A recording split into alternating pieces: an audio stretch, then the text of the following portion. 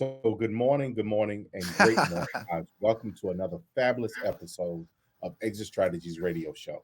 Guys, I am your host, Corwin J. Millette, broker and owner of Exit Realty, Low Country Group in beautiful North Charleston, South Carolina. If this is your first time listening to this show, you, sir or ma'am, are in for a fabulous treat.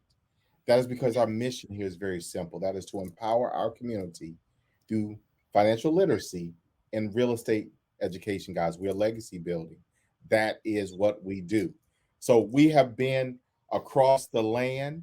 We have been scouring. We've been climbing mountains. We've been going in valleys, and we've been finding the best guests for you. And today, guys, is no different. We had to go up on the mountaintop for this one. Yeah. We had to go find him in the mountains of Tennessee today. So we have with us none other than Atticus Ray with Rhythm with Views. Atticus, how you doing today? I am doing fantastic. Corwin, how about you? I am amazing. I'm amazing. Thank you so much for taking time out of your busy schedule to be here on our show with us today. I'm just so happy to be here. Thanks for having me. Well, you're welcome. You're welcome. So, Atticus, if you don't mind, you have a phenomenal story, and I want our listeners to get it. You are an entertainer, but you are also a real estate developer. So Yes, sir. I want to share some of this with our listeners today. So, Attica, if you don't mind, give our listeners like a high level overview of who you are and what you do. All right, let's take it to 50,000 feet, shall we? Here we go. I started off basically when I was young. I had asthma, allergies, leg braces, couldn't, walk well, was really just not going to be your athletic type, let's say that. Mhm. Somewhere along the way, I got into dancing, specifically clogging and then tap dancing and Irish dancing. And I went from being able to not use my legs and having lung restrictions and not being able to breathe to being one of the best percussive dancers in the world. And Mhm. along that journey, I decided that, well, what if my legs gave out one day? What's my backup plan? And Mhm. so I started taking some of the success I was having with my dancing and I said, well, let's try this crazy thing called real estate. And like there's your mentor is your projects that you get into. The first house teaches you everything you need to know. And that's kind of how I got to where I'm at. I didn't intend to do either. And here I am doing both. And so at some point along the way, I met a producer and a director, and he said, you got a great story and you're a phenomenal dancer. Let's put a show together like nobody's ever seen. And that's how Rhythm with Views, reality show, got birthed. And it is a show like no other because you get to follow me around with some of my real estate projects. And then you also get to see these amazingly wild, fantastic dance scenes where I'm dancing literally across the mountain and across waterfalls and I mean, all over the place. It's pretty exciting and was shot with some really amazing gear. And it's really like a reality show like no other. So, So, for our listeners, y'all heard, I didn't want to spoil it for you. I want you to hear it directly from Atticus himself. So, look, we have a reality TV star on our show. yes, thank you. Amazing. Look, and he's doing things with real estate and having fun in life. So, Atticus, if you don't mind me, so you kind of touched on part of it. So I want to get back to the real estate Yeah. development part of it. You thought about this as, okay, what happens if that was your catalyst? What Yes. happens if? So, in going back to what happens if, what did you do first? Well, it's like everybody that if you really dig into real estate, you really don't have a set path. I mean, there's no set way to get into it. And like I alluded to, the very first house I got taught me everything I needed to know about real estate. I mean, I'm actually shocked I'm still in it because the first one didn't go so well. But isn't that everybody's story? And there's just something deep down in you that says, I'm not going to let that beat me. I'm going to figure out how to get this thing right. And but I bought my first house on a credit card for $4,000. I didn't have a lot of money and I absolutely did not know what I was doing. And Mm-hmm. by the grace of God, a lot of prayer, a little bit of luck, I made it through that house and I learned a lot. And I realized there was a lot of room for improvement. So I just felt like I could go back and try it again. And I guess that's the moral of every story. Don't be a quitter. And I can't tell anybody. I think people who tell people that there's a set way to do it, it's very dangerous because that first house put me through all kinds of tests that I came out realizing I was stronger than what I thought I was. Mm-hmm. going in. So, but that's how I got into it. And it really wasn't a get rich thing. It was mostly just a what if thing. What if I can't keep doing what I'm doing? And I thought, well, I could figure out doing houses, buying, selling houses. And then I quickly realized it's a very hands on business. So the idea of me just sitting in a chair behind a desk, sliding papers around went away real fast. I would never trade it in. I've learned so much, and it's really honestly made me the person who I am today. So, You touched on a number of things there, Atticus, that many people have as misconceptions. They think, one, that it's easy. They think it's, they just going to get checks every month. They're not going to have to do any work. But one of the biggest things is, well, two things you said in there, because we're very big on this show about mindset. okay. So understanding that you may not get it right the first time. I tell people I'm not a perfectionist, I'm a perfectioner. Okay. I I don't like believe that. that it has to be perfect, but I want to work harder to get closer to it. In turn, most people, there's a lot of people, even in real estate in general, that when they have a bad deal, they're out. They I can't do this, and they're Yep. done. Not okay. What can I learn from that so that next time I can do it better? The ones that focus on doing it better are the ones that continue on and that are doing great with it now, which is you. Okay, look, I'm not going to give up. I'm okay. I learned a lot from this. Let me apply what I learned and move forward and get better at it, which is what you did. So you've done a number of things. You put together a dance company, a group, you teach. I mean, you're everywhere. So Thank fine. you. I am everywhere. That's how I feel a lot. That's a So great description. so let's come back to fast forward, if you will, to Rhythm with Views. In this show, let's talk about what it is you do, and let's talk about the area you're doing it, because Nashville is a beautiful area, Oh, very it is beautiful. beautiful. Yes. Yeah, we're actually here in our studio, Studio One, which is outside of Nashville in the Upper Cumberland region. It's one of the most beautiful parts of the country. Not trying to be partial. I wasn't born here, but I moved here. Hmm. And it is just, there's something special about this area. Every place is special, but a lot of people are coming to Tennessee. A lot of people travel to Tennessee and visit Tennessee. And so when we got here, fell in love with the area instantly, and just been kind of developing and building the real estate career here. Primarily with the show, one of the main production offices was down in the Nashville area, so it made sense to kind of relocate. This reality show has kind of been a big part of my life now, and it's really kind of taken me off into some other directions. And so we made that choice to come down here several years ago, and not looking back, it's been a fantastic move. The area is just on fire, and honestly, one of the biggest things is that the need for housing isn't going away, but the people who can actually build these houses and put these structures together, fix them up, those people are disappearing, and there's less of those people, but every day there's more people that need a house. Hmm. And so finding people who can do quality work, putting together top-notch packages and projects for people.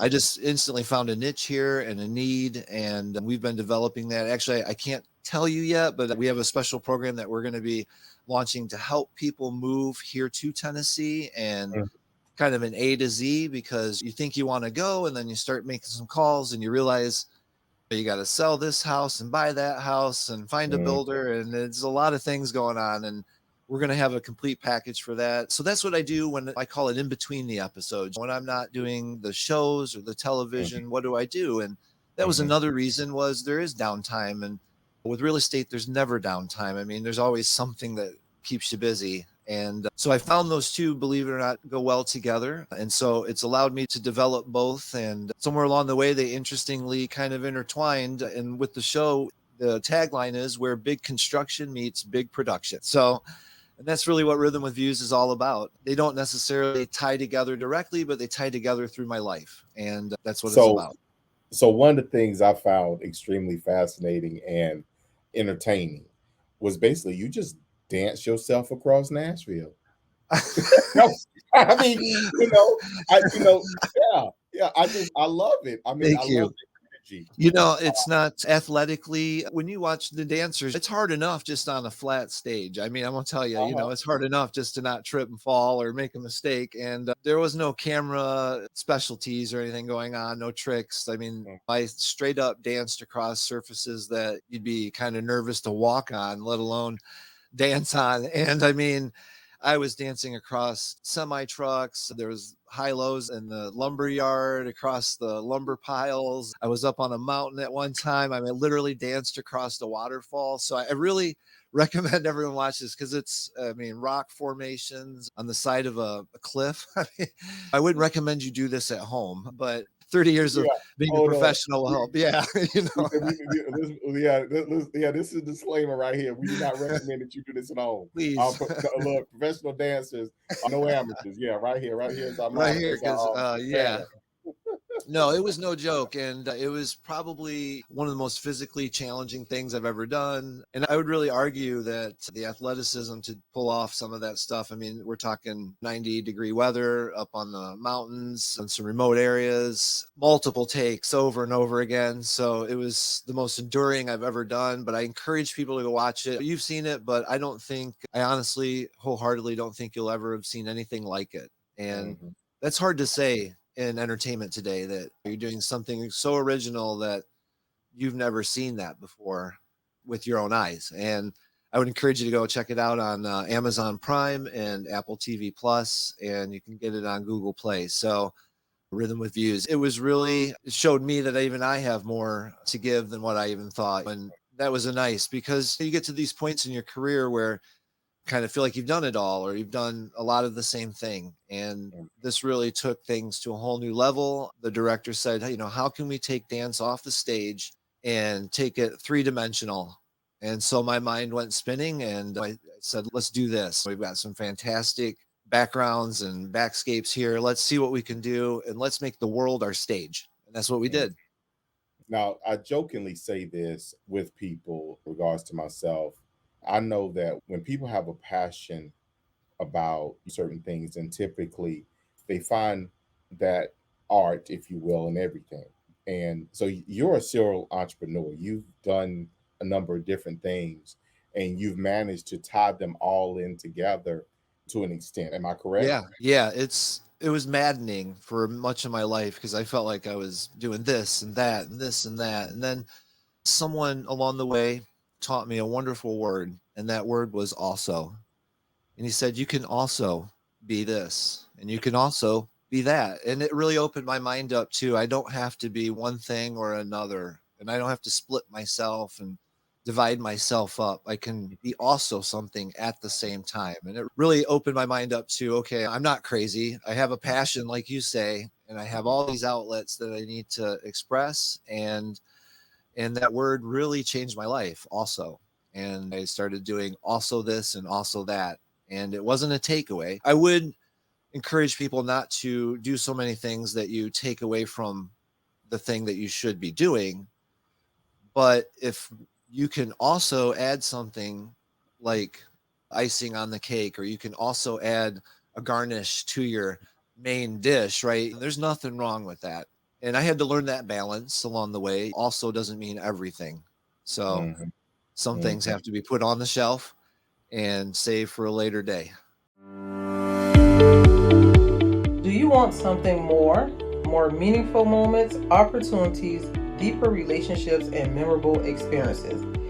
Do you want to make a difference? If you said yes, a career in real estate could be the opportunity you're looking for. Guiding people through one of the most important decisions they'll ever make, the purchase or sale of their home, can be both rewarding and lucrative. Exit Realty has a revolutionary compensation model, training, and technology that provides you with the tools you need to start and build your successful real estate career. Call me today, Mimi Eubanks, your country realtor, at 843-730-3327. That's 843-730-3327. Or visit exitlowcountry.com/joinexit and make your exit today. I like that. We're in a society where people's mindset oftentimes is to say no to this and say no to that. I limit my also, like you said, the things that take away from what it is that you're fundamentally trying to do. Some people try to do so many different alsos that they do nothing because they Guilty. also have nothing to do. You can bridge them or otherwise intermingle them, then it's going to Absolutely. take away from and you've managed to figure out how to intermingle everything that you do.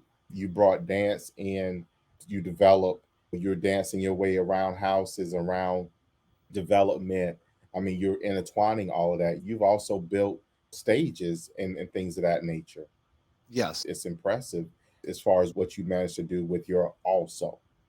So Yeah, that is, it's like a layer. If you can layer it on, and like those art templates where you can put another layer on and the picture gets bigger and looks better, and you can add to it. And every time you layer onto it, your picture, it doesn't look all messed up. It actually keeps growing and looking bigger. And you add another piece here and another piece there, and you get this full picture by layering them. And so they have to complement each other. They have to work in a way that's complementary, fits who you are. But yeah, that was a struggle for me because I had all these passions and I was trying to figure out what to do. And a gentleman pulled me aside, an older gentleman at a carnival. We do a lot of shows, go out to these fairs and things. And he had an attraction and he was doing shows as well. And he pulled me aside one evening after we were done with our shows, and we were talking, and I was telling him all my struggles because I felt like I was all over the place. And he mhm. said, let me tell you a word that changed my life. And it sure did. It changed mine too. So, because we struggle with that in our mind, and the world tries to label us. What do you do for a living? And it's difficult to explain sometimes. So, Mhm. but I have boiled it down to basically construction and production. They're both very similar, ironically. You're basically taking something that doesn't exist and you're putting together people of talent and skills and resources, and you're putting together a project for an end product, whether that be a new house or whether that be a new show. Neither of them exist, and you basically take them from scratch and turn them into reality. So ironically, they are very similar to each other.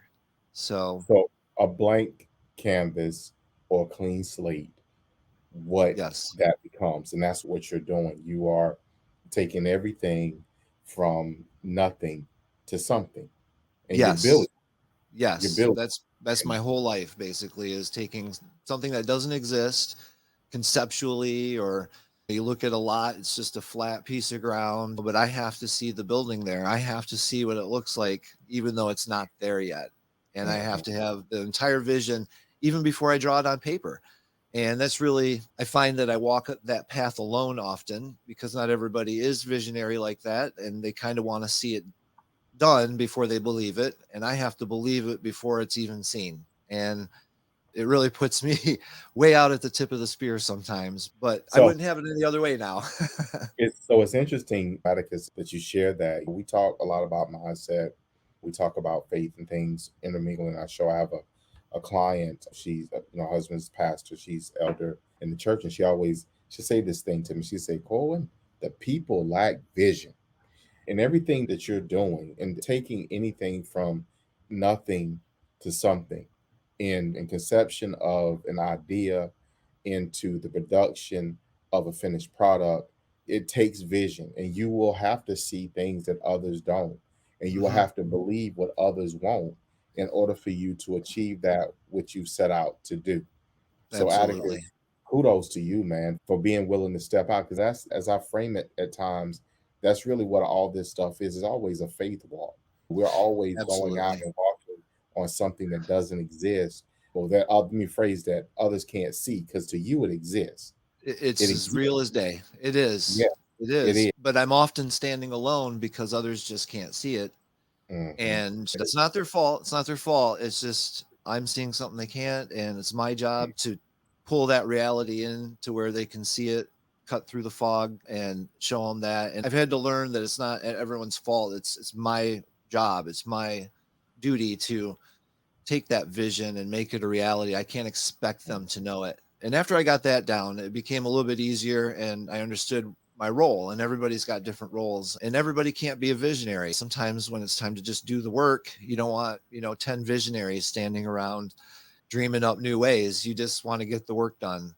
And so everybody plays their spot. It's like an orchestra. Everybody has a part. I couldn't even do what I do without the people that are behind the scenes. I've got a production engineer right now here helping, and there's always somebody helping. There's always a helping hand. And you said something before too. It's a faith walk, but I'm a praying man. I would recommend that if you're going to get into this type of business, you learn how to be a good prayer warrior, because there'll be many times that as you're trying to be a visionary or do something new, that you're going to, it's you and the Lord above, and there won't be anybody else. Yeah. Mm. And it's a very lonely. Once I had that down, I wasn't as lonely because I realized that I'm never alone. And once I had that down, a lot more peace in my life. And so I would encourage everyone to have at least a strong spiritual center, Yes. not trying to tell you what to do, but just saying, Yes. Hmm. Well, no, it's a Atticus, chaotic world. you're safe on this show. Okay. Okay. You're safe right here Yeah. because we believe in that and we understand that because we know that without there is nothing. Yeah. So you go back to, and I want to get as we're getting close to the end of the show today, and I got one more particular question for you. Okay. But going back to the very beginning, you started with everything that you couldn't, that you shouldn't, that you did. You started with, I couldn't walk, I couldn't this, and I shouldn't be able to do this, but I did. So everything that you've done, Atticus, from this day, from essentially day one to now, has been nothing but a faith walk. It is a belief greater than what the circumstances reveal. It is seeing Absolutely. something that does not appear to others, but you see it because you've been given a different view. That's what all this is. So this show, this experience that you're giving to others and the experience that you're having and sharing with others, this dance, if you will, across Nashville will become a dash across this country, will become a dance around this world. So I'm Thank you. I'm Yeah. I'm gonna give I that would to believe you. in I don't that. know why, but I'm gonna give that to you, and I want you to receive it, Atticus. You're gonna dance yourself right around Nashville, right around Tennessee, right around this country, and right around this world, and you're going to Amen, share brother. with others and pour into others. Amen. If That's I could serious. jump in, Yes, sir. because I have a three-pronged philosophy. What does all this sum up to? And it sums up to, I have a motto, which is tap your potential. Mm. And so my mission is, one of the ways I want to give back through the show and through my real estate is my initiative to do 1 million taps for 1 million kids. Oh, That's my wow. after school programs that I want to get Hmm. started. I've done a lot of after school programs. I just want to take it to the next level. Hmm. And I would like to start partnering up. And I envisioned a million kids after school dancing, tapping, exercising, staying out of the streets, off, getting out of Mm. trouble, having hope, changing their life, having a mentor, having somebody to look up to. I mean, the list goes on and on and on, and the need is greater every day. And so that's how I wanted to give back. And then the Tap Your Potential became the program, but then it became the message. And my message is that make now the time to tap your potential. Right now, Mm. today. Hmm. Now is the Hmm. time. Not tomorrow, Hmm. not later, but right now. And everybody listening to me, there's something in your life. Make now that time. Tap into it and go for it. And then my third part of that motto is a philosophy, the tap your potential. Well, how? How do you tap your potential? Where does your potential come from? And it comes deep within you. And it was Hmm. placed there by God Himself. Hmm. And if you can just pray and look and find that center, your potential, you develop that potential Hmm. into the person you're supposed to become. And Mm. so that's my three-pronged message for Tap Your Potential. I love that. So for our listeners, and Atticus, I got this question, but for our listeners, if this is you, is if he just talked to you, if he just spoke to you and he said, hey, let's join hands and let's do this work together, then you please reach out. So Atticus, two things for you actually. Where can people get in contact with you? You can, of course, on my social medias, Atticus Ray, you can go to the Facebook or whatever, hit me up through there. You can also reach out to Atticus Sumner at Atticus Sumner, or excuse me, Atticus at atticussumner.com. So you can reach out directly through my email there. And of course, through your show, if you, for whatever reason, can't get a hold of me, get a hold of Corwin, I'm sure you get it to me. But yeah, I've had my same cell number for the last 30 years, believe that or not. So if you start looking for me, you can find me. Look, uh, I'm 20 years on mine. okay. Yeah, I'm not a big believer in that. I don't have anything to hide from, and I want to keep my numbers so everybody can reach me. And so I'm pretty easy to find. And I've been doing this 30 years. But yeah, please reach out, because I do envision a network of people who this will speak to, and it's so inexpensive and it's such a great way to partner up and work together and beyond our businesses, beyond our day to day. But yeah, I appreciate that for reaching out there. And I want to encourage everybody, obviously, to go watch the show. Maybe the show will inspire you. The show is meant to inspire you, to not just as entertainment, but hopefully inspire you, just because a lot of our entertainment is very empty today. It's kind of the same thing. It's full of the same junk that we're consuming all the time, kind of like junk food. And we wanted some wholesome entertainment that you would be proud to sit down with your family, not embarrassed to sit down with Granny if she came over. And it has something for everyone. It's not corny. It's not that kind of a wholesome. It's a wholesome that is enriching and inspiring, and hopefully, when you're done watching that, makes you want to sort of proverbially get up and dance across your stage, across your world, to think about what you're doing with your life, and not in a bad way, but in a good way, because my message is for everyone. So Atticus, I call this my mic drop question. all right. I ask all of our guests, or have begun this process of asking all of our guests, if you could name a thing that if you would have known this years ago, 20, 30, whatever number of years ago, that would have completely changed. As you're living an amazing life. It's amazing. But if there was something, one thing, or that you knew way back yonder when, that would completely change the trajectory of your life, what is that one thing? Not wasting time with people. I've wasted a lot of time with people I shouldn't have been working with, people I shouldn't have been partnering with, people I shouldn't have been spending time with. I should have vetted them better. I should have got right to it and laid it right out and said, what are your goals? Here are my goals. When I saw the red flags that they weren't doing the things they said they wanted to do, I should have cut the ties at that second. I mean, the list goes on and on and on. And I wish I had all that time back, because now I know what to do with time. I know how to take my time and how to invest my time. And I wish I had all that time back. And of course, all that time was money. I spent a lot of money with those people, and I wish I had that back too. and I'm not being mean. I'm just saying, No. a huge portion of my life I wish I had back, because I wasted a lot of time with just dead end roads, because their values weren't the same. Their work ethic wasn't the same. Their ambition level wasn't the same. Their energy level wasn't the same. Everything just wasn't lining up. And I should have saw those red flags. But as a visionary, we're all guilty of this. We're so desperate to see our vision come to life that we'll take anybody, and put it in there. And sometimes I've had to learn to wait. Waiting is a strategy sometimes. It's hard. Atticus, you just spoke to me on that one. So look here, I appreciate it. That is so true. And we see things as visionaries. Sometimes we do see things differently, but we don't see the people as they are. Right. And Yeah. that's it right there. That's it. Yeah, Because we see the vision, but we don't see the people as they are, to understand they're not the people that are in the vision.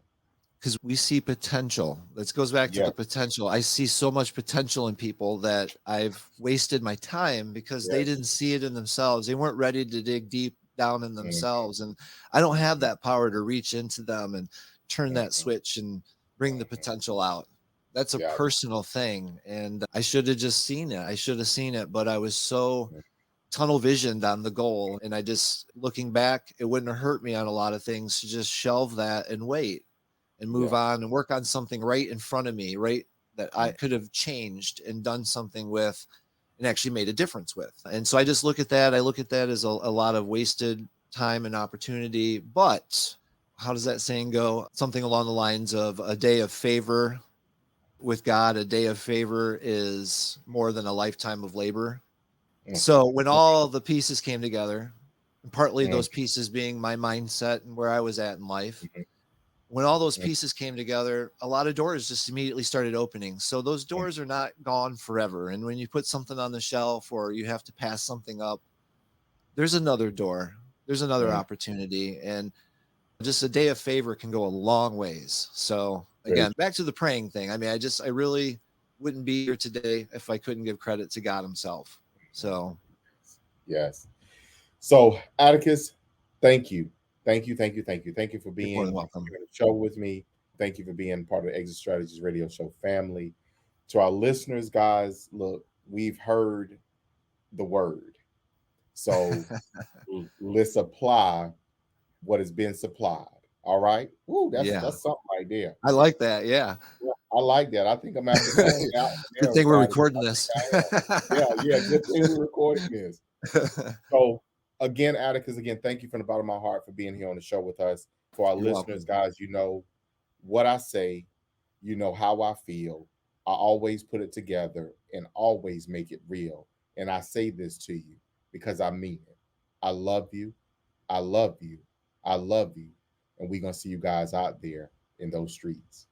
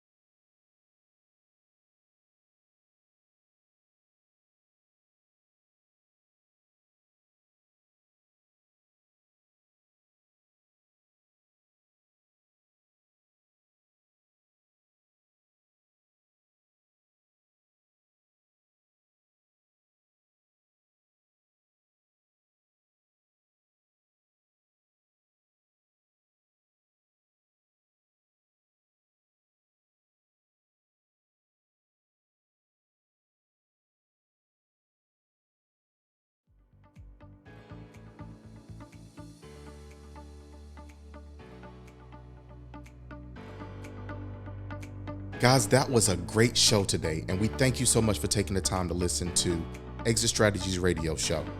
My name is Corwin J. Millett. Yes, that is me. And I thank you from the bottom of my heart for tuning in for today's episode. Exit Strategies is my baby. It is how I give back to our community. It is how I foster goodwill, spread good news, and trustfully help you get great results. Guys, as I always say to you, I love you, I love you, I love you. And we're going to see you guys out there in them streets.